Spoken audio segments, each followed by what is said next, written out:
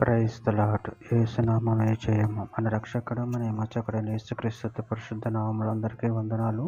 చిన్న ప్రార్థన ద్వారా రాత్రికాల వాక్యధ్యానం చేసుకుందాము. పరిశుద్ధుడ మహాగణుడైన దేవ యేసయ్య సర్వాధికారి, నేను మీకే వేలాది వందనములు కృతజ్ఞత స్తుతి స్తోత్రం చెల్లించుకుంటాను.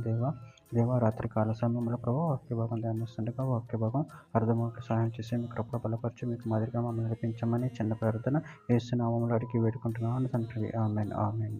మత్తయి సువార్త 24వ అధ్యాయం 44వ వచనము. మీరు అనుకొనని గడియలో మనుష్య కుమారుడు వచ్చును గనుకనే మీరును సిద్ధముగా ఉండుడి. ఆమె దేవుని వాక్యభాగం దీవించును కాక. ప్రభునందు ప్రియులారా, ఇక్కడ వాక్యభాగంలో గమనించినట్లయితే మీరు అనుకొనని గడియలో మనుష్య కుమారుడు వచ్చును కనుకనే మీరును సిద్ధముగా ఉండుడి.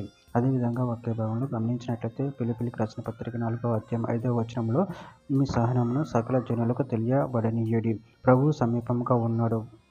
యాకోబు రాసిన పత్రిక 5వ అధ్యాయం 9వ వచనంలో సహోదరులారా, మీరు తీర్పు పొందకుండా నిమిత్తము ఒకని మీద నొకరు సనుకోకుడి.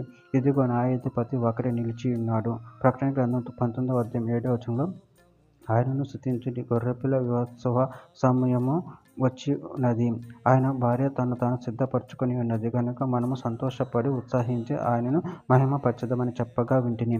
ప్రసంగి గ్రంథం 8వ అధ్యాయం 7వ వచనంలో సంభవింపబోవున్నది నరులకు తెలియదు, అది ఎలాగూ సంభవించునో వారికి తెలియజేయువారెవరు. ఆమోసు గ్రంథం 4వ అధ్యాయం 12వ వచనం. కాబట్టి ఇశ్రాయేలులారా, మీ ఎడల నేనిలాగునే చేయుదును గనుక ఇశ్రాయేలులారా, మీ దేవుని సన్నిధిని కనపరుటకై సిద్ధపడుడి. మత్తయి సువార్త 24వ అధ్యాయం 36వ వచనం. అయితే ఆ దినమున గూర్చియు ఆ గడియను గూర్చియు తండ్రి మాత్రమే గాని ఏ మనుషుడనైనను పరలోకమందుల దూతలనైనను కుమారుడనైనను ఎరగరు. మార్కు సువార్త 13వ అధ్యాయం 35వ వచనం. ఇంటి యజమానుడు పొద్దుగూక వచ్చును, అర్ధరాత్రి వచ్చును, కోడి కూయినప్పుడు వచ్చును, తెల్లవారినప్పుడు వచ్చును, ఎప్పుడు వచ్చునో మీకు తెలియదు. లూకా సువార్త 12వ అధ్యాయం 39వ వచనం. దొంగ గడియను వచ్చును ఇంటి యజమానికి తెలిసిన ఎడల అతడు మెలకువగా ఉండి తన ఇంటిని కన్నము వేయనీయుడని తెలుసుకొనుడి. యోహాను సువార్త 21వ అధ్యాయం 22వ వచనంలో యేసు నేను వచ్చు వరకు అతడుండుట నాకు ఇష్టమైతే అది నీకేమి, నువ్వు నన్ను వెంబడించమనెను.